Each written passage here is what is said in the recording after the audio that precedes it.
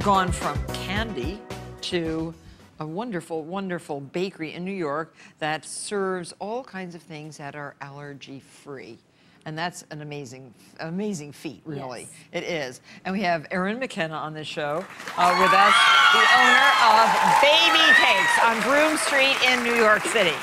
And she made all of these gorgeous cupcakes. The audience is eating. What do you think, audience? Fine, good? And she's made these delicious chocolate brownie cupcakes for everybody. And for the 11 million people who are allergic, they suffer with food allergies, and the 3 million people with celiac disease, your bakery is a godsend. And your recipes, too. Yeah. Yes, congratulations. Thank you. When did you start the bakery?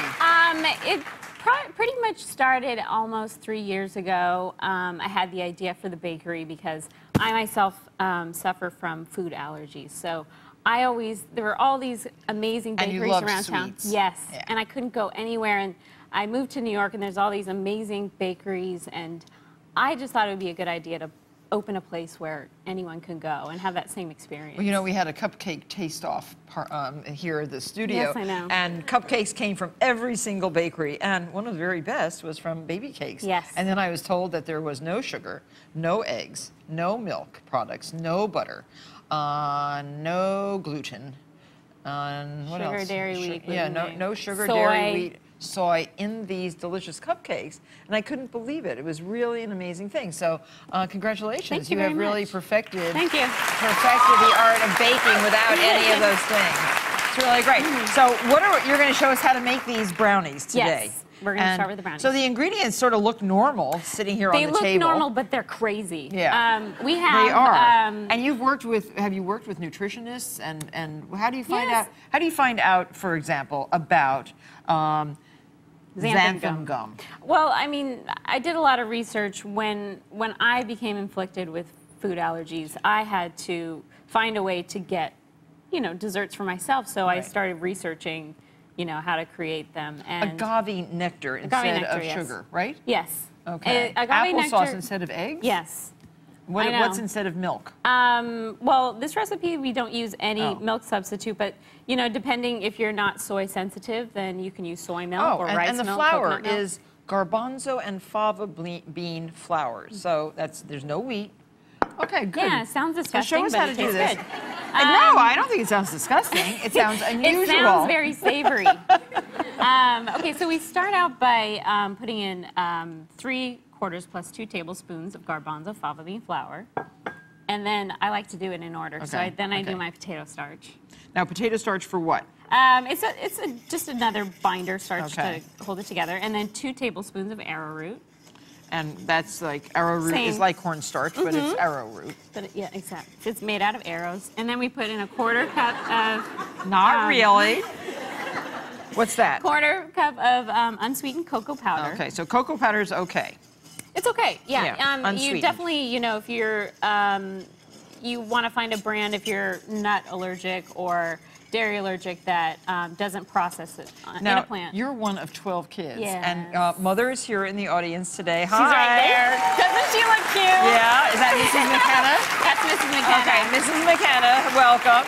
And if you can tell in the little pink dresses, 4 of the 12 children. How many girls, how many boys? There's 8 girls and 4 boys. And then there's Sabrina back there. She's makes it all possible hi, Sabrina. with me. Okay. Yeah, so, there's we come from a really big family. So we, part of my approach to gluten-free baking is kind of how we were raised. You kind of just got to go in and just do it. Do it, right. Okay. 1/4 teaspoon of baking soda. Baking soda. 2½ baking powder. 2½ teaspoons? 2½ teaspoons of baking powder. 1/4 teaspoon of xanthan gum. Now, what's the xanthan gum do? It binds it.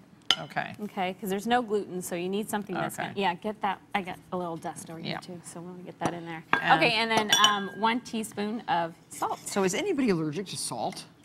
Some people, people are allergic to everything. You can never surprise me. So, I mean, I've heard people, They come in and say, I'm allergic to salt, what do you have? Yeah, and so we say nothing. Oh boy. Do you ever custom design for people too? I used to, but it just got a little bit crazy, and I was making, it just came to be not the bakery anymore. You know, I do what I do, and you know. So now we add the wet ingredients to this? Yes, we do. Okay, let's start with the oil, the best part. So canola oil. Yeah. You think that's the best? No. I like it though. Okay, how much? We're doing a half a cup of canola oil. Okay, so that's your butter. Yeah, and then instead of sugar, we're going to use half a cup plus 2 tablespoons of agave What's nectar. canola oil made out of? It is, I don't know. I'm sorry. But it's, I don't either. I do What's know the canola answer. oil made out Somebody of? here knows. I'm sorry. It's not made out of corn. It's not made out of corn. It's not made out of soy. No. I'm So, sorry. Can we okay. move on? Okay, this is agave nectar. I'll tell you in Do the you want next to use minute. a rubber Oh, scraper? sure, I'll use yes. the rubber scraper for Here you go.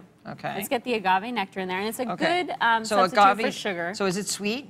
It's very Oh. sweet. You use less of it than you would sugar. Okay. And it's easier for your body to digest. Now, this is what they make tequila out of, you know. Sometimes, yes.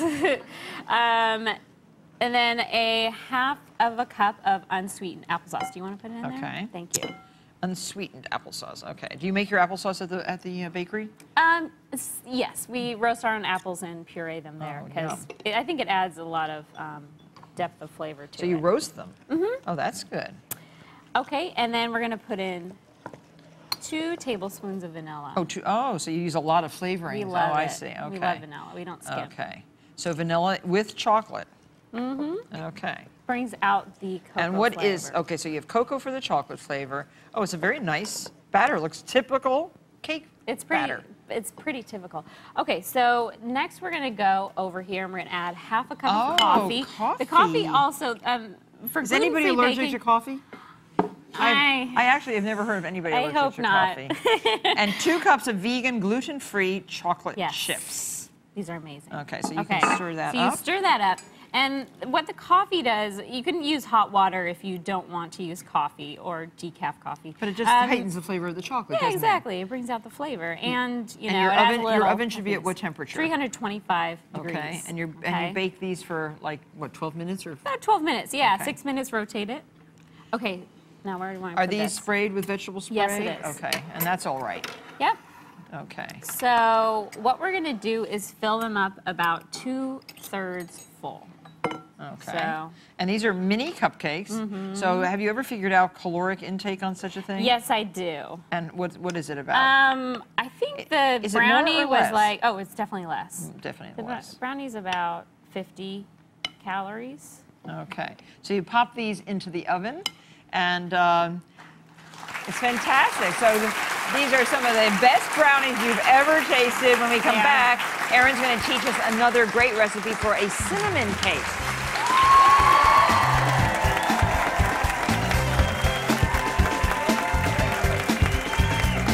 Later, learn about how